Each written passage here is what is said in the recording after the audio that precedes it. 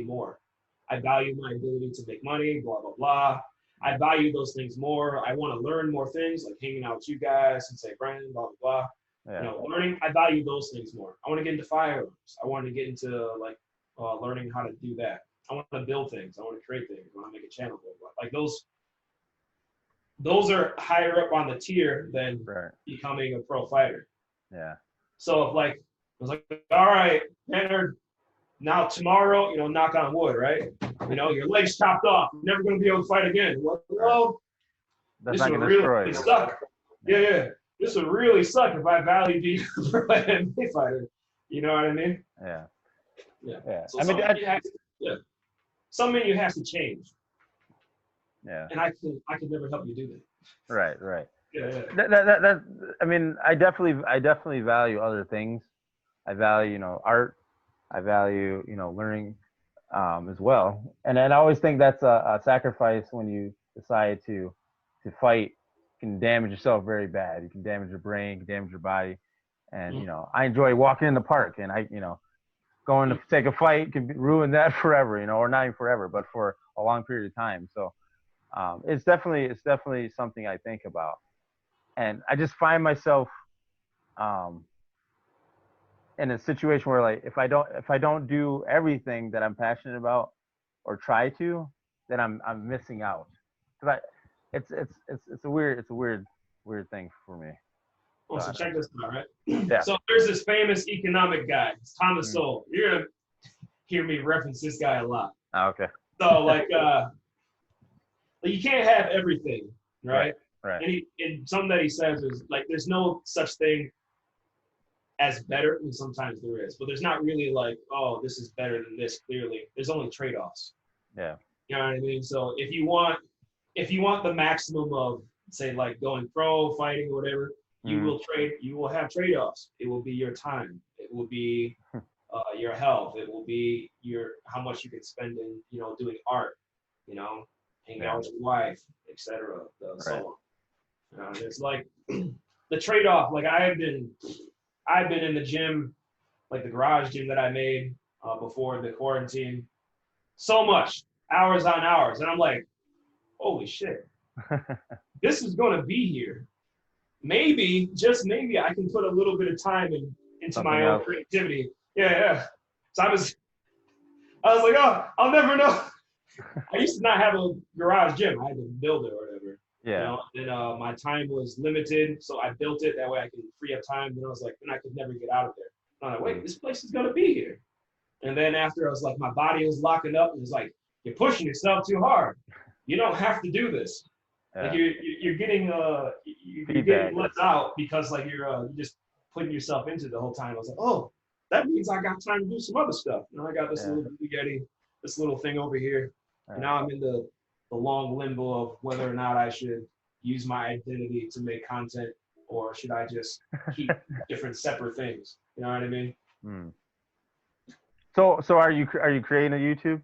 Should I advertise it? Oh no! Or are you gonna do it anonymous? Yeah, I don't have anything. I don't have anything made. That's all. That past stuff is all separate, and you guys will never know about it. But if I was to make another thing, like say with my face, it'd purely be like entertainment, hobbies, and stuff. Okay. I mean, I don't feel like you have a controversial subject. I don't feel like being publicly executed. Plus, YouTube will ban you. They'll ban you. They'd be like, we don't like what you said. Bye. Not only would I be on YouTube, I'd be on BitChute, I'd be on Minds, I'd be on whatever else came up at the time, all those sort of things. But it'd probably be purely just entertainment. Like I want to make content on D&D. Yeah. Love me some D&D. Everybody can get behind. I've only played it once. Oh, you're missing out. Yeah. Yeah.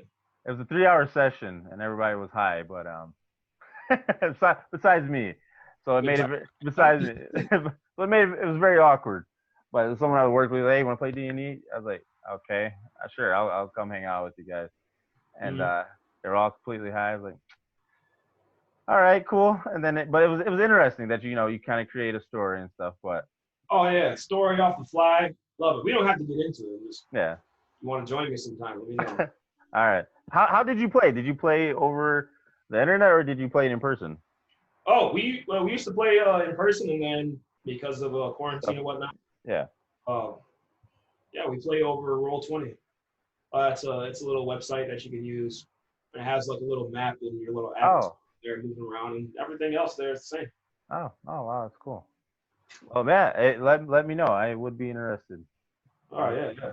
I actually added a few. I was on a few Facebook groups with people who play D&D, and they also create it's got like world building sites for like their novels and for like their Oh yeah, yeah. Stuff like World Anvil or whatnot. yeah, yeah, Yeah, yeah. Great and tools. a lot of them, yeah. So yeah, let me know.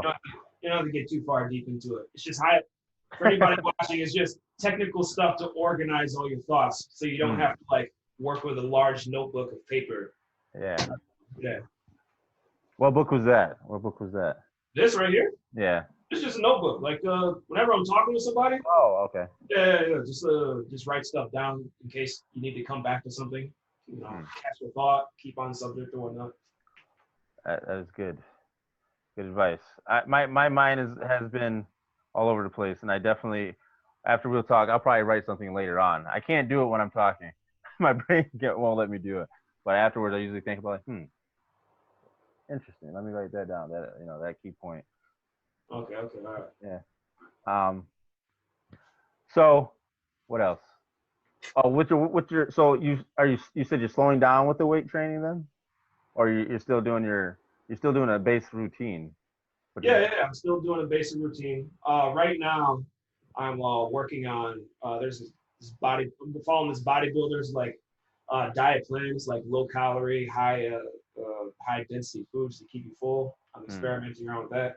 But because my calories are lower, I can't push myself as hard. So I gotta. So I end up doing a variety of things. It's not too intense right now. It's mostly technical. What's the benefit of low calories? Low calorie dense foods. Yeah. Like What do you mean by? Like low calorie filling foods. Okay, all right. Okay, so you do that so you can maintain a certain weight. Yeah. It's just weight manipulation. So one of the reasons why lots of people have like a hard time with weight management is simply because like with the options that they're working with, they're not filling. It's just like one school of thought. You know what I mean? Like so say like keto, that's for like the people that love fats and meats, vegetables. Fuck them, right? And carbs, you can be like, oh, I don't care, whatever. That's great for you. One of the issues you may come across is the fact that fat is more than twice the calorie amount per gram than say meats and carbs. So a lot of people when dieting, they're like, oh, I'm so hungry, and that's usually where they fall off the bandwagon.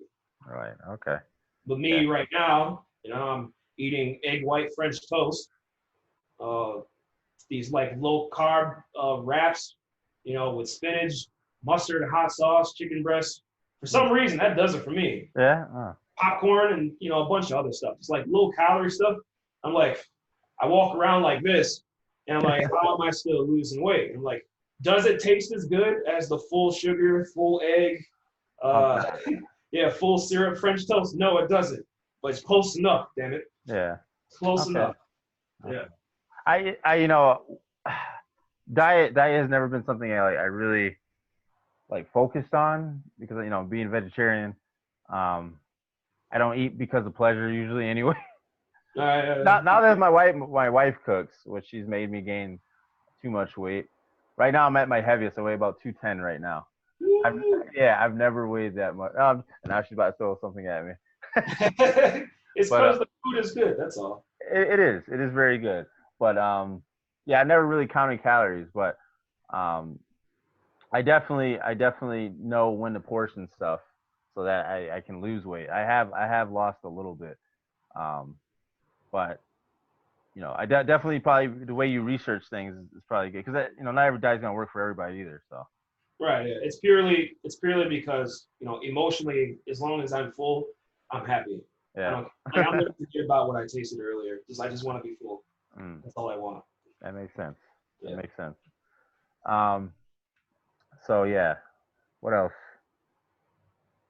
Uh, Now, when you say you're working on creative stuff, what else are you working on, or are you not going to share that? Well, I'm just drafting out videos on like D&D content Okay. right now. Just one of them, for example, is just sharing some funky stories of some of the sessions that I have, like just like unique stuff that only you can like bring to the you can bring to your audience. Yeah. Maybe it'll be interesting. I need to get a better camera or whatnot. Maybe I'll throw in some simple animations in there, that sort of thing. So you are drawing. Yeah, yeah, Again, you can yeah. draw like, but for the sake of, geez, when you got to make video content, right? You have to decide uh, how much time you need to put towards and everything. I can get really detailed with drawing, Mhm. but then like say like I spend an hour or two on like a single image, and maybe Yeah. another hour on doing the background. That's great. Yeah. Now I have one little still image to work with, True. and I want to make maybe a 5 or 10 minute video. Am I just gonna have that on the background overlay the entire time?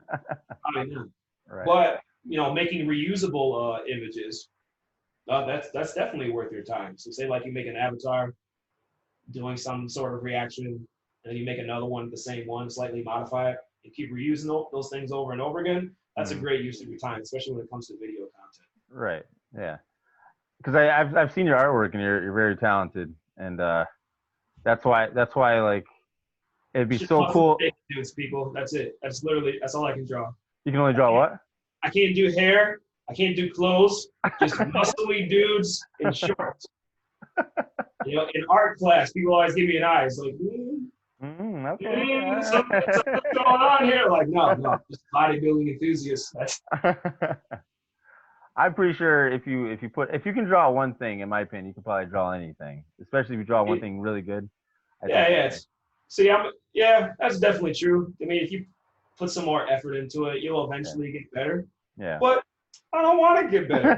I'd rather pay somebody else to do it for me. Like I'll do the muscles and the posing and the punching. You put on the hair and the clothes. Thank you. I remember you saying that before too. Oh yeah. But like I sucked at drawing hands for a long time. I could draw like a whole person's body. I would avoid the feet, but I could kind of draw the feet, but the hands I could never get. Usually if I drew any character, I'd just draw the head, and I'd be like, okay, I want to make this graphic now, but how's this gonna work if I can only draw the head? Well, so check this out, right? Yeah. Well, of course, I would first ask you how much time have you spent drawing hands, Jared? Exactly. Right. All right. Okay. All right. Not much. Not much. Yeah, leads to that. But if you if you read graphic novels, or I don't know, read, flip through it, right. witness a graphic novel, you'll find that every artist finds interesting ways to reduce the amount of the line work that they have to do. Right. So hands will be in pockets. Right. Hands will be hidden behind another figure. Right. Some people there's this one guy, like he did a Mass Effect novel. All the aliens are hyper detailed, but they all wore robes. They all wore basic robes, and you barely got to see it in time. That must have saved him hours upon hours in cramped space. So like everybody finds their ways, you know what I mean? Right.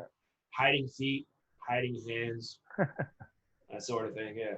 I did eventually spend about say like 3 weeks drawing hands. So I understand it now. And I've watched videos 100 times, like, oh, that's easy. And I get to doing it, I was like, oh, I'm so frustrated. Like, how am I gonna draw this character? Oh, what is this? Yeah. Usually the thumb is in the wrong spot. When I get to the 4 fingers, it was all messed up. But now I'm starting to get it. So I did practice it, and now I can draw it relatively quick. At least the hands by themselves. I haven't put it on a person yet. Right. We'll see what happens, because it probably will be disproportionate. But yeah, it took 3 weeks of your time, right? So yeah, and I don't want to handicap myself by hiding the hands, because I think hands are expressive, especially in some of the things I want to convey. So totally. Have you thought about paying somebody? No, I do not want to do that.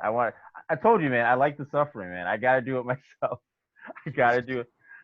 So I don't like suffering as much. If I have the ability to make somebody else do the thing, they do that. I'm totally for that. It's like I might just like make a block. Like I'll do the entire else, the motion or whatever. Yeah. It's like hypothetical, right? And I'd be like, I need a hand right there.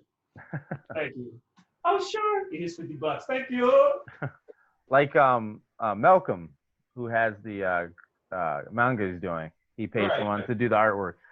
I don't know why that would hurt me too much to have someone do it for me. Because there's certain things that I want to convey, and he ran into the same issue where he's like, I didn't want him to draw the character like that, but it's already like that and it's close enough. Like I don't want to run into that issue. That's why it's kind of hard for me. Well, there's always compromises, right? I mean, you don't have 100% control at that point. But like, check this out, right? In a lot of comic books, for example, there's a person who does line work. There's a person who does shading. There's a person who does colors. There's a person who figures out where to put the bubbles for the speech text or whatever. All these people are working together. I know. And then there's the person that makes the Steven Universe figure. You know what I mean? Like they all gotta work together. Yeah. It's like what? That's beautiful. It is definitely beautiful, but I guess I'm selfish in that aspect. I want to be in complete control over the project, even if it takes me 1,000 years. There you go. You go. What if, like, hypothetically, I have no idea how long it would take you, right? So, what if you're like, man, say like I just need a hand guy. If I had a hand guy to work on, what's the standard like graphic? It's like 30 pages. For what? For a graphic novel? Yeah, for like a little graphic novel, just like a little chapter. Yeah, probably like 30 pages. Yeah, for the manga. Okay. So we'll go with 30 pages. Yeah, we'll Man, it's going to take me 2 years. Me, Jared Tyler McBride, 2 years in order to make this 30-page book.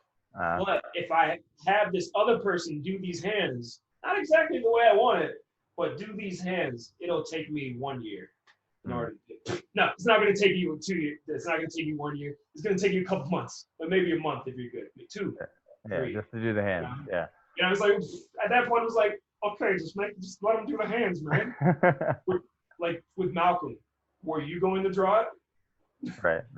Were you going to be able to maybe like Malcolm, for example, can just make a great page, a great spread, and that's beautiful, man.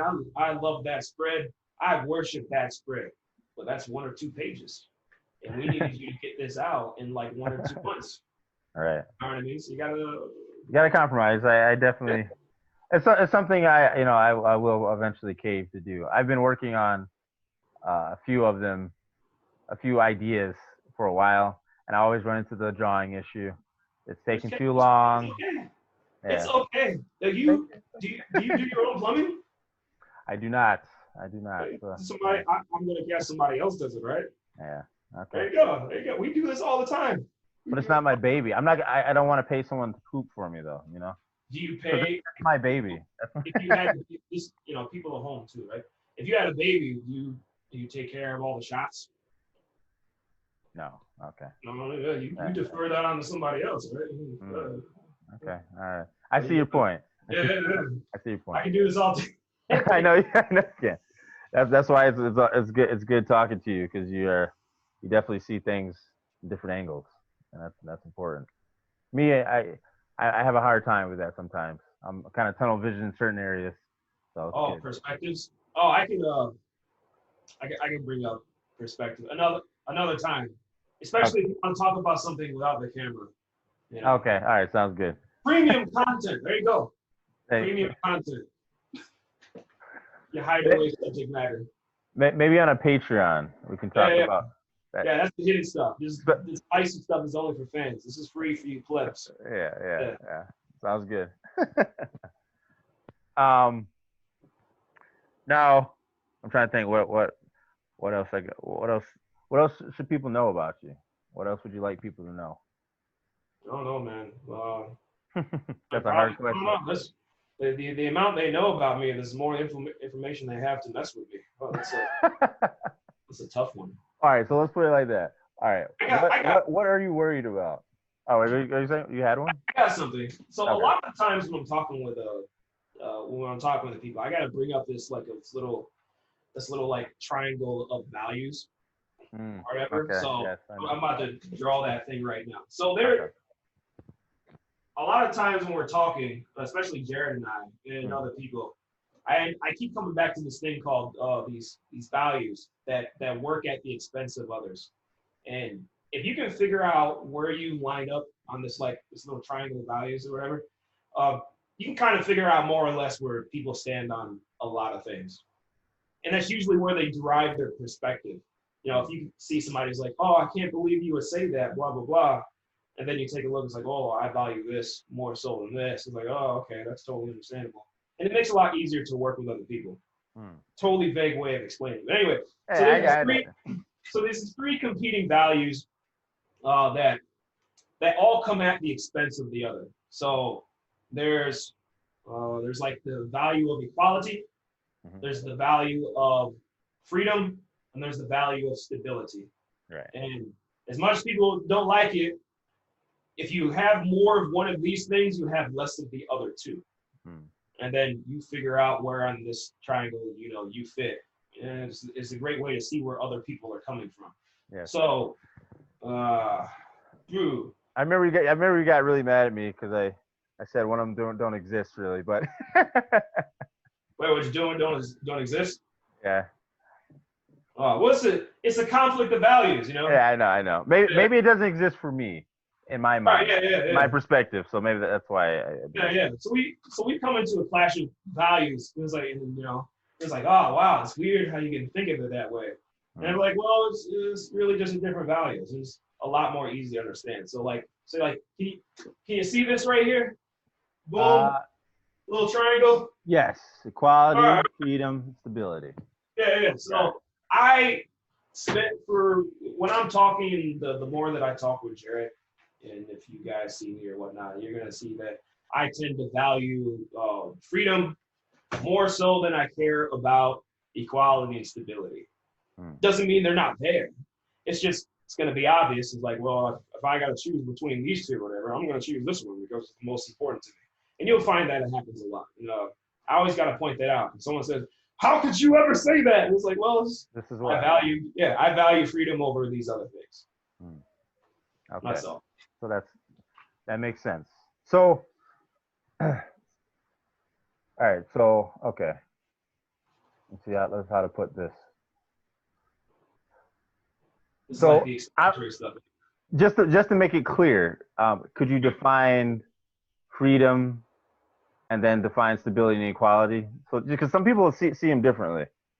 Right. Yeah. All right. So yes, that's actually true. So when someone say for equality, for example, it's like only for us to be free we have to be equal in some sense. Right. It's like, well, no, that's not necessarily true.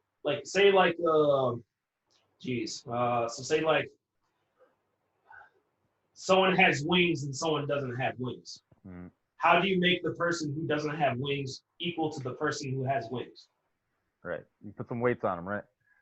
You cut the wings off, right? Yeah. You can do that. You can do that. Yeah. And now they're equal. I'm sure that the person with wings cares more about freedom in this bare bones example, might care more about being free so they can fly and roam around and whatnot. It reminds me of that picture with the different sized people or the different people standing on the box watching the baseball game. Yeah. So is that how you view it? Yeah, kind of somewhat. I've seen so many interpretations of that thing. Yeah, it's I complicated. have no idea how to. The issue is you can play around with words, and that's where the whole defining terms thing comes along with it. If someone says, well, I like equity, I want equality, or I want freedom, and those two things, and those can mean completely different things between each other. So you usually got to define it. So define equality at the expense of freedom. So say freedom to do as you please, but it also means the freedom to be left alone. Okay. So you are responsible for consequences. Your freedom. Right. Yeah. So so you're free, but all the consequences of freedom are unto yourself. Okay. That makes sense. Yeah. It's like, Yeah, that I'm makes going to go out into these woods and I'll be left alone. And no one ever talked to me ever. It's Sounds like, good. you're left in the woods alone and you need some help. Help ain't coming, or help shouldn't come. That's what you ask for. You know what I mean? That like full on as an example. Right. Right. Then there's stability. So say like, if everybody's free to do as they please, that might not be great for like the long term stability of whatever, a country, a nation, a community. You know, I mean, they're all doing all these different things. How are they going to come together? Right. So stability, somebody who values stability more so than the other things, they'll be like, well, the most important thing is that we stick together as a community, so that way we can keep moving on. You know, make sense? Yeah. So as long as you can